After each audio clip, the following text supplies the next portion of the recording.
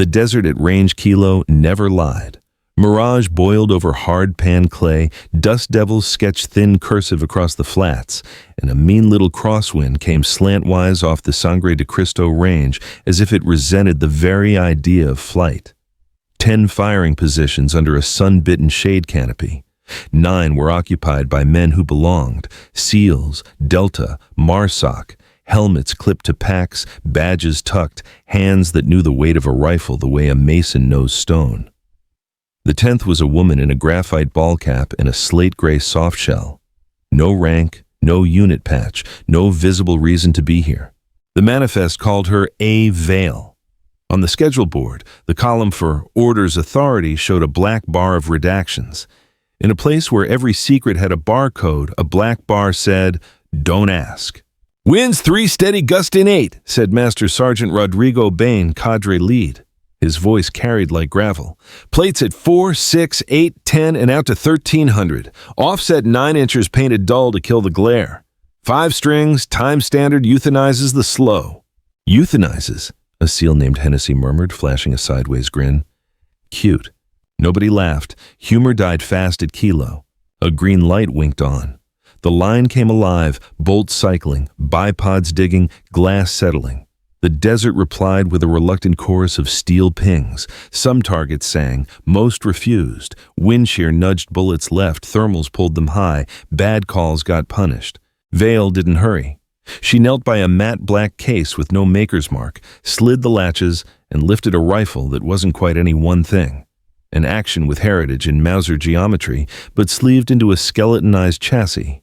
Barrel heavy and turned down just enough, stock wearing scars like old map lines. Her scope wore weathering that you only earn outdoors.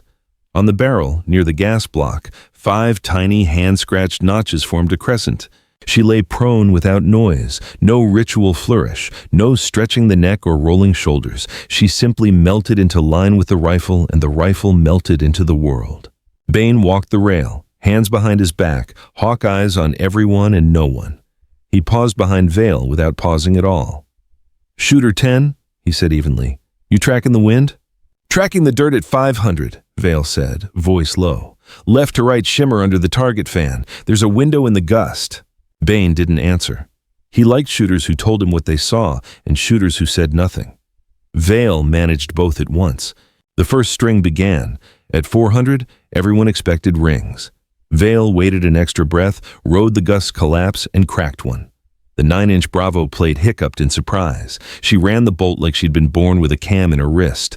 Plate at 600, edge lit by a heat shimmer. Crack, ping, 800, a tricky angle. The plate half occluded by scrub that threw false mirage. Crack, ping.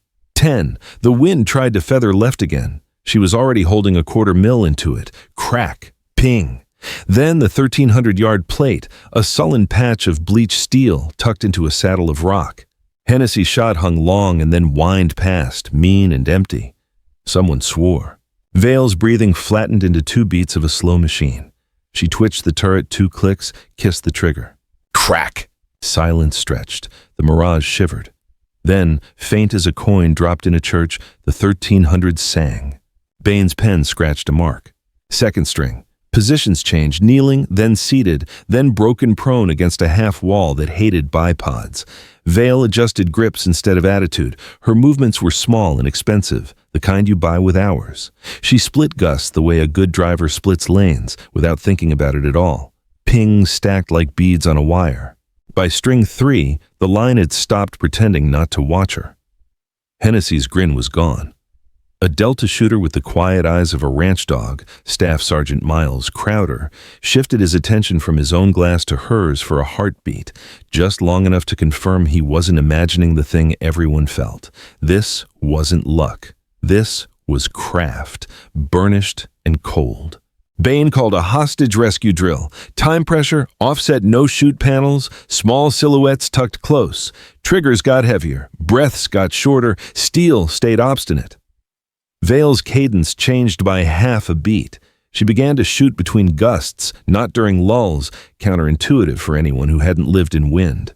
She printed a clean course, 0 no-shoots, time under par by a margin that made clocks reconsider their purpose. In the mess that evening, Vale sat alone at the corner table, rifle broken down, bolt in her palm. She wiped carbon like it personally offended her.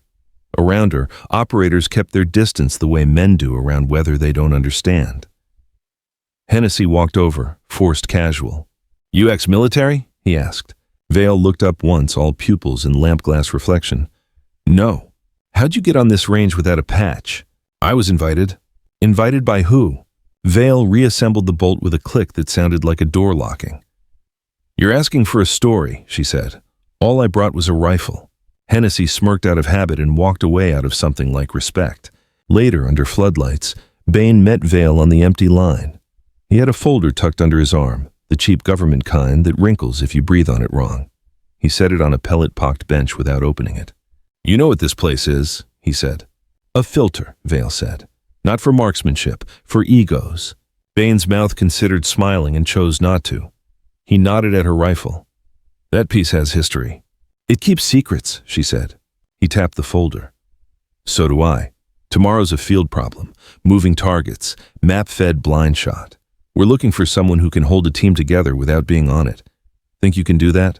Vale's answer was not a word. She set her rifle down on the mat, flat as a vow. The wind shifted. Somewhere out past 1300, the desert swallowed the sound. 200 miles north of Range Kilo, the world changed color. Pine forests replaced sand, and the air smelled of old rain and cordite. The file on A. Vale was a patchwork of redactions, half rumor, half silence. Colonel Mason of the Advanced Field Operations Command had tried to pull her record that night. What he found looked like someone had shredded history and glued it back together with shadows. There was a name, though, buried in an old registry from Montana. Arden Vale, civilian, no service record, no tax ID for 10 years. But a gun license, handwritten and dated back to the year her father died in a hunting accident that no one had ever quite believed was an accident. She'd grown up near the Bitterroot Range, in a log cabin surrounded by silence. Her father, Elias Vale, was a Vietnam-era marksman turned wilderness guide. He never trusted institutions or people who wore too much metal on their collars. His philosophy was simpler. The world's full of noise, learn to listen between it. Arden learned early. Her first rifle wasn't a slick sniper system. It was a hand-me-down .22, the bluing worn thin by her father's hands. He taught her to shoot by the feel of the wind through grass. She hit tin cans at 50 yards before she could spell trajectory. By 13, she was hitting Elkhart shots at 400. She never smiled after pulling the trigger. Her father had said, "If you ever smile at death, it'll start smiling back." Then came the crash. January, ice road, headlights twisted in black water. 2 funerals, no family, no safety net. She vanished. Locals in Kalispell whispered about a ghost girl living off-grid, running trap lines through snowdrifts that ate grown men. Truckers swore they saw her once, thin, sharp-eyed, with a rifle longer than her arm, walking along I-90 in the rain. Nobody stopped. Nobody wanted to. 2 years later, she resurfaced in the least expected place, an underground long-range tournament in Arizona. Entry cash only. No IDs, no rules except one, hit what you aim at. She signed the logbook as Vale A, paid with crumpled 20s and a stare that made the rangemaster look away first. The crowd was a mix of black market shooters, rogue PMC contractors, and a few off-duty Marines looking for bragging rights. Her rifle, a battered Remington 700 with a barrel scarred from hand polishing, looked like a relic next to the tricked-out carbon rifles on the benches. But when her turn came, she loaded with a calmness that felt older than time. Targets were stretched out to 1,000 yards across desert wind. She hit every single one. Then she hit a quarter-sized coin at 800. Then a moving clay drone at 1,000. Then a tin can at 1,100 standing. No spotter, no delay, no misses. When the final score was called, the crowd didn't clap. They just stared. The range marshal tried to hand her the cash prize. She shook her head, packed her rifle, and left before anyone asked for a photo. That should have been the end. But someone had been watching. A man in a gray suit sat in a black sedan at the edge of the range. He looked government, but not the kind that shows up on payroll. No insignia, no nameplate. His tie clip had the faint emblem of an eagle holding nothing. No arrows, no olive branch, just empty claws. He didn't approach her that day. He followed her for weeks through gas stations, diners, rest stops, and one nameless motel off Highway 93. She never stayed anywhere 2 nights, always faced the door, always slept with her rifle beside her. One night, at 2 a.m., she was wiping down her barrel in a roadside diner in Nevada when the man finally sat across from her booth. He ordered black coffee and didn't touch it. "You're hard to find," he said. "I wasn't hiding, but you're even harder to replace." She looked at him, steady, unreadable. "You a recruiter?" "No," he said. "Recruiters deal in resumes, I deal in outcomes." He slid a manila envelope across the table. Inside, photos, satellite shots, coordinates, and words stamped classified/alpha no file. "I'm not military," she said flatly. "That's why we're interested. And if I say no, then you finish your coffee and I disappear. Simple as that." She studied him. "You're lying." He smiled thinly. "Maybe, but I'm offering something honest." She didn't answer, just glanced once more at the photos, faces of men who had never seen the bullet coming, and closed the envelope. 3 days later at dawn, a private C-23 cargo plane lifted off from Reno. 1 passenger, 1 rifle case, 1 silence that followed her everywhere. When the man in gray asked if she had any questions, she said only one. "Where's the range?" He smiled. "Everywhere, Agent Vale. Everywhere you'll ever look." Camp Sentinel didn't exist on any official map. Hidden deep within the Blue Ridge Mountains of Virginia, it was the last stop before off the record became off the grid. The world's best shooters came here to be unmade and rebuilt into something colder, faster, cleaner. SEALs, Rangers, Delta, Recon, men who had already survived things they weren't allowed to remember. And this week, Arden Vale was among them. The Black Hawk dropped her in silence. No insignia, no briefing, no welcome banner. Just a man waiting beside the landing pad with a clipboard and eyes that had seen too much. "Colonel Mason," he introduced himself. His tone was gravel and discipline. "You're here on evaluation, not instruction." Vale nodded once, the rotor wash whipping her hair across her face. "No rank, no chain of command," Mason continued. "You observe only. You don't engage unless told." He handed her a file labeled Clearance, Alpha -6. The minus was what made the operators nervous. It meant she was a guest from somewhere above the military's own clearance ladder. A ghost invited to haunt their halls. Inside the compound, the other shooters sized her up. There was Sergeant Tom Hawk Hawthorne, a Bronze Star veteran with the scarred hands of a man who dug too many brothers out of wreckage. There was Crowder, Delta sniper, quiet as static, and a handful of others, each with the calm arrogance of men who knew their worth. "Consultant?" Hawk muttered under his breath when Vale walked by. "Probably here to teach us how to breathe," Crowder said. The others laughed, low and easy. Vale didn't react. She just found her bunk, bare metal, no personal effects, and began assembling her rifle on the mattress like it was ritual prayer. Colonel Mason gathered them before dawn the next morning. "You're here to earn your place," he said. "Not to compete. Everyone starts equal. Everyone finishes different." He looked at Vale. "Except her. She's here for assessment. Don't ask what kind." That only made them more curious. The first trial was a multi-target terrain engagement. The course stretched across nearly a mile of uneven mountain slope, with hidden steel plates scattered among trees, rocks, and decoy targets. Each miss carried a time penalty. Each hesitation cost points. The air was damp, thick with early fog and the smell of gun oil. Hawk went first, clean, confident, 12 of 14 hits. Crowder followed, solid, if unremarkable. Then Vale stepped to the line. She moved low, economical, every motion rehearsed in silence.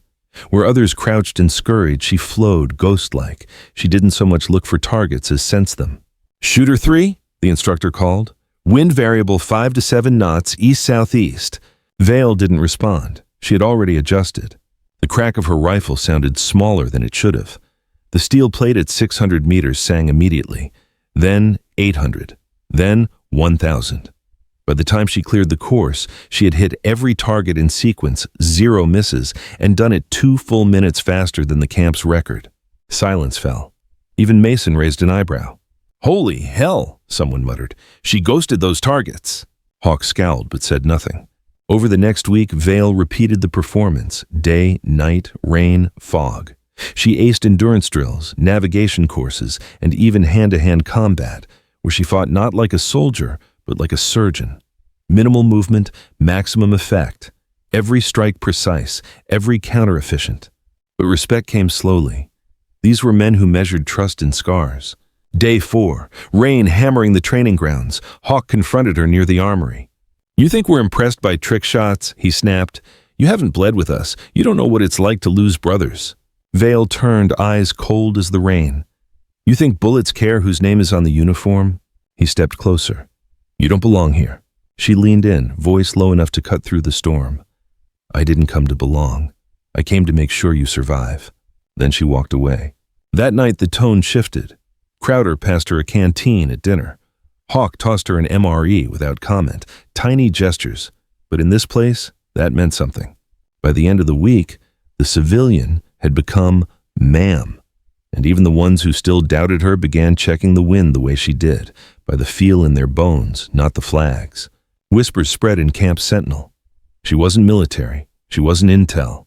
But when she pulled the trigger, the world listened. Rules were simple: observe only. No engagement, no field deployment. That's what the gray-suited handler had promised when he pulled Vale into the program.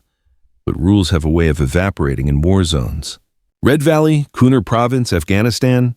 At 0200 hours, a SEAL reconnaissance team touched down in hostile terrain. Steep ridgelines, thin air, poppy fields, and goat trails that had been ambush routes since Alexander's time. The mission was a classic snatch and exfil.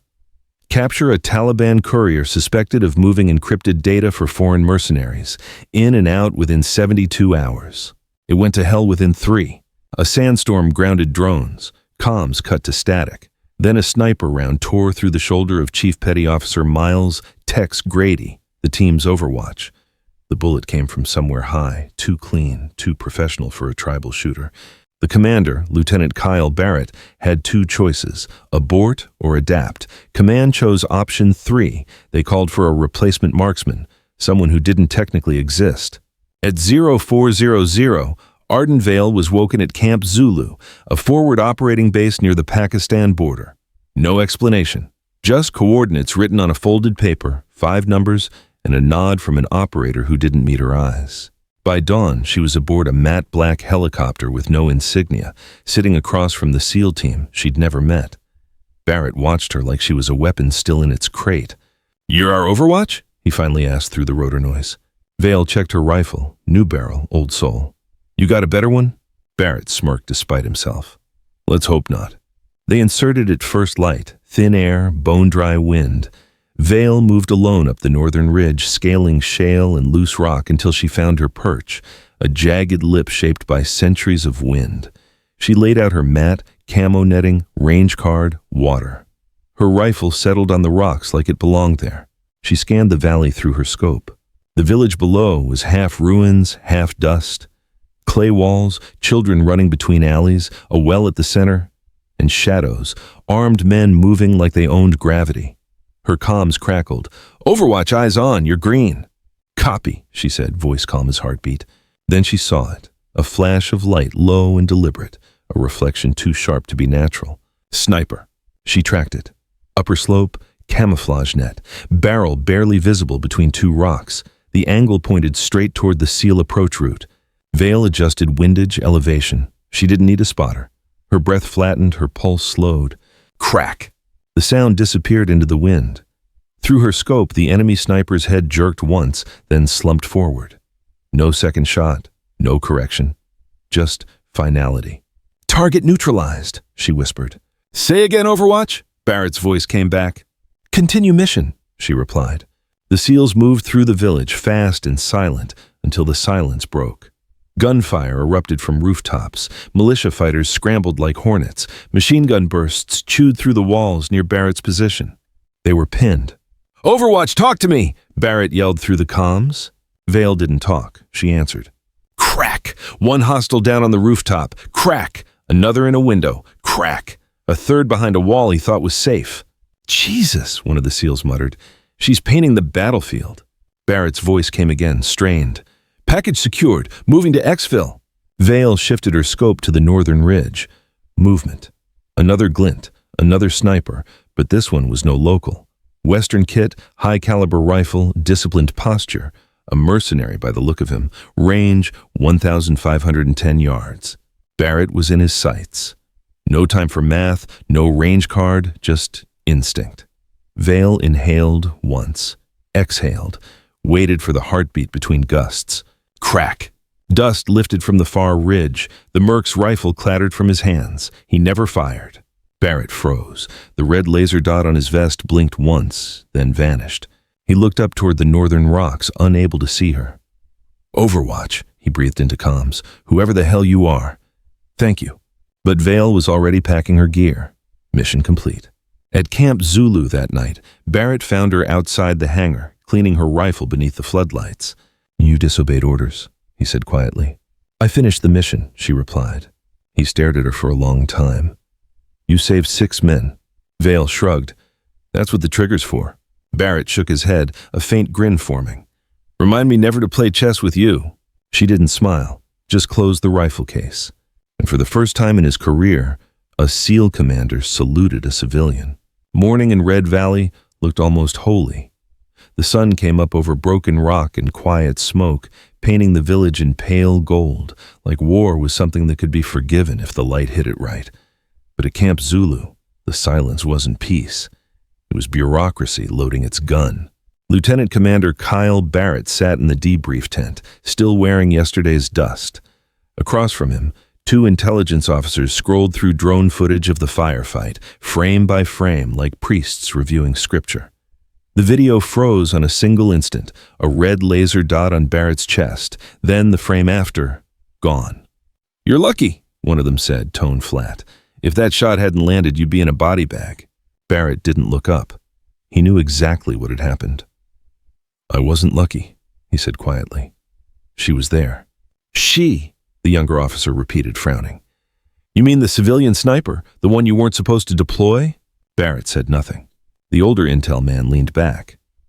"She violated 3 standing protocols, engaged without authorization, fired outside command structure, and exposed her position. She's not even on the roster. Who cleared her?" Barrett's jaw tightened. "If she hadn't taken that shot, we'd all be dead. So maybe clear her for saving your intel asset." The older man's expression didn't change. "That's not how this works, Commander." Barrett stood. "Then maybe it's how it should." He left the tent before they could reply. Outside, the camp buzzed with low tension. Helicopters warming up, techs hauling crates, everyone whispering the same thing: the ghost saved the SEALs. Vale sat alone near the edge of the runway, legs stretched, rifle case beside her. She'd already cleaned her weapon twice. The barrel had a faint burn ring from the 510-yard shot. Her scope was cracked, a spiderweb fracture that split the lens but hadn't ruined her aim. The chopper mechanic approached with a cautious gait, like someone nearing a sleeping predator. "They're calling it a record," he said. "Longest confirmed shot under live fire. Fastest engagement time. Maybe ever." Vale didn't look at him. "They said the same thing about someone else once. Records are just graves with numbers." The mechanic hesitated. "They're also saying you broke protocol." Vale nodded once. "Rules get you killed. Precision keeps you alive." He gave a nervous half-laugh. "Guess you picked the right one." She glanced up at him finally, eyes gray as a storm rolling in. "I don't pick sides, I pick shots." The mechanic decided that was enough conversation for one lifetime and walked off. At dusk, Barrett found her still there, sitting on the ammo crate, watching the horizon. "You broke orders," he said again, but his tone was different now, more respect than reprimand. Vale didn't argue. She just wiped down the bolt. "You saluted me yesterday. Don't make a habit of it." He smiled faintly. "You earned it." She locked her rifle case. The sound echoed like punctuation. "I didn't earn anything. I just kept you breathing." Barrett watched her for a moment, then said quietly, "You ever think about staying? We could use someone like you." Vale shook her head. "You don't need me. You need better orders." Then she stood, shouldered the rifle case, and started walking toward the dark side of the airfield. "Vale," Barrett called. "Why didn't you salute back?" She didn't turn. "I'm not in your chain of command, and I don't take honors I didn't ask for." By dawn, she was gone. No transport record, no sign-out log. Her bunk stripped bare, only a single folded slip of paper left behind on the cot. "Protect the mission, not the myth." Barrett read it twice, then again. He folded it back up, tucked it into his vest, and said nothing. When the intel officers tried to push a reprimand through the chain of command, Barrett overrode it with his own after-action report. Operation Redline. Overwatch unidentified asset. Result, mission success. Remarks, displayed unmatched precision, situational awareness, and mission-first conduct. Recommendation, permanent field clearance. They tried to redact her name, but it didn't matter. Every operator who had been in Red Valley already knew. Whisper, Ghost, Vale, whatever name they chose, she'd become something the military couldn't catalog. A story told in whispers across fire bases, over whiskey and silence. When Barrett's men traded tales later in Coronado, one phrase always came up, low and reverent. There's a shot that saves, and she's the one who took it. The first rule of ghosts: they don't leave bodies behind, just stories. Within a week of Red Valley, Arden Vale had vanished from every server in the Department of Defense. No travel manifest, no biometric trace. Even her ID photo, grainy black and white taken at range Kilo, was quietly scrubbed from the network. Officially, she'd never existed. Unofficially, every operator in SOCOM knew her name. At Coronado Naval Base, sniper candidates stood at the 1,000-yard range while a new instructor, a SEAL veteran with a permanent squint from too much sun, told them a story. Last year, a commander in Afghanistan had a red dot on his chest. He didn't duck, didn't blink. Then it disappeared. He paused, letting the wind fill the silence. They say someone made that shot from a mile away, uphill, crosswind, moving target. Who was she? A trainee asked. The instructor smiled. That's the point. She wasn't anyone. He didn't have to say her name. Everyone already knew it. Vale, the ghost on the ridge. The Pentagon tried to bury the incident under a wall of jargon. Unidentified civilian asset provided Overwatch support. But that kind of silence only amplified the noise. Across the special operations world, from Djibouti to Okinawa, operators started repeating fragments of her story like campfire scripture. Delta snipers began saying, "Shoot like Vale." Recon Marines whispered, "She sees wind before it moves." Even hardened CIA paramilitaries who didn't believe in heroes called her the quiet trigger. Every legend needs a symbol, and Vale's became a number, 1510, the yardage of her impossible shot. Operators scrawled it on helmets, weapon cases, and base walls. It became code for the impossible. Take the 1510. A few months later, Barrett sat in a secure conference room in D.C., summoned by men in suits who didn't smile unless it served a purpose. A digital map flickered on the wall. Coordinates, satellite photos, heat signatures. Across the table sat the gray-suited handler, the same one who'd first found Vale. "We've lost contact with Asset A Vale," the man said. Barrett leaned forward. Lost or released? The handler didn't blink. "Let's call it unavailable." Barrett's jaw tightened. "She saved 6 lives. That should earn her more than an asterisk." The handler gave a faint bureaucratic smile. "Commander, we don't decorate tools. We store them until they're needed again." Barrett's voice dropped low. "She's not a tool." "No," the man said. "She's an equation, and she solved herself." Weeks passed, rumors multiplied. A woman matching Vale's description, spotted at a gun range in Arizona, shot a perfect set, took no prize money, disappeared before dark. Another sighting in Idaho, teaching wilderness survival under a false name. A blurry trail cam photo from Montana, lone figure carrying a rifle, walking into the tree line before snow season. None confirmed, none denied. In the operators' bars and forward bases, no one wanted confirmation anyway. The myth was better than the truth, because the myth belonged to them. 6 months later, a sealed box arrived at a naval intelligence hub in San Diego. No sender, just a line on the label, "For records, delete after viewing."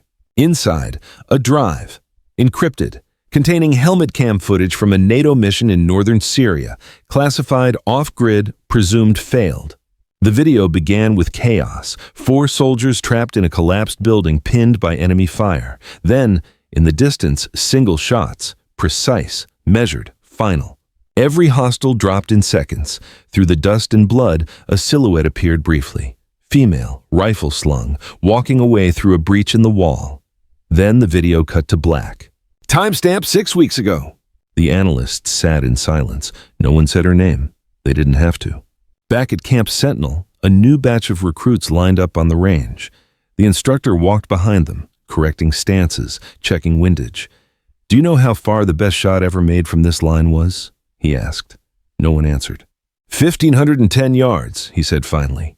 Crosswind, uphill, under fire. Saved a team, saved a commander, saved the mission. He paused. She didn't wear a name, didn't wear a rank, but she changed everything. One recruit frowned. So what happened to her? The instructor looked toward the distant tree line. Same thing that happens to all legends. He smiled faintly. They walk away before the noise catches up. That night, under the dark canopy of the Blue Ridge Mountains, wind brushed through the pines like breath over glass. A faint crack echoed far away, too distant for training, too deliberate to be an accident. Somewhere out there, beyond the range lights, someone still watched. And for those who listened closely, the silence sounded a lot like her name. Legends usually end with medals. Vale's ended with silence. No official statement, no folded flag, just a whisper that refused to die. A year after Red Valley, Barrett stood behind a lectern at a classified sniper symposium in Norfolk. The room was packed. Special operations shooters from every branch, faces worn by sand, sun, and guilt. Behind them, a wall of flags. In front of them, no cameras. Barrett tapped the microphone, cleared his throat, then ignored the notes in front of him. "You ever hear a story," he began, "that changes how you pull a trigger?" A few men nodded quietly. "She wasn't in the system," he said. "Didn't wear our uniform, didn't take orders. But she operated with more precision and more conscience than most of us ever will." He paused. The silence stretched, heavy and reverent. "Her name was Arden Vale," he continued, "but most of you know her by something else." A murmur moved through the room like wind across grass. "Red Valley, one shot, 1,510 yards, he pointed to his chest. "That dot was here, then it wasn't, because she was watching." He let the words hang in the air. "She didn't stay for thanks, didn't wait for medals. She packed her rifle and disappeared. You don't forget someone like that. You measure yourself against them." He looked around the room, eyes sharp. "And every time you step behind a scope, ask yourself one thing. Are you shooting with certainty, with conscience, without ego? If you can answer yes, you're not just a sniper, you're a guardian." Barrett stepped back. There was no applause, just quiet understanding. That's how legends survive in the shadows, word by word, man by man.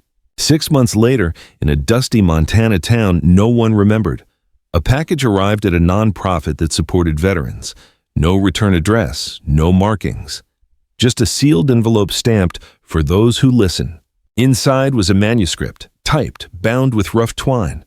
Title page, "Through the Scope, Ethics, Distance, and the Quiet Mind" by A.V. No one at the nonprofit knew who A.V. was, but anyone who'd ever looked through a rifle scope knew the truth the moment they read the first line. The trigger is not power, it's permission. The book was like nothing anyone had seen, half technical, half confession. It spoke of wind behavior in mountain passes, breath control under stress, and the psychology of taking a life without losing your own humanity. Each chapter ended with a quote. The final line read, "There is no glory in being the last line, only responsibility."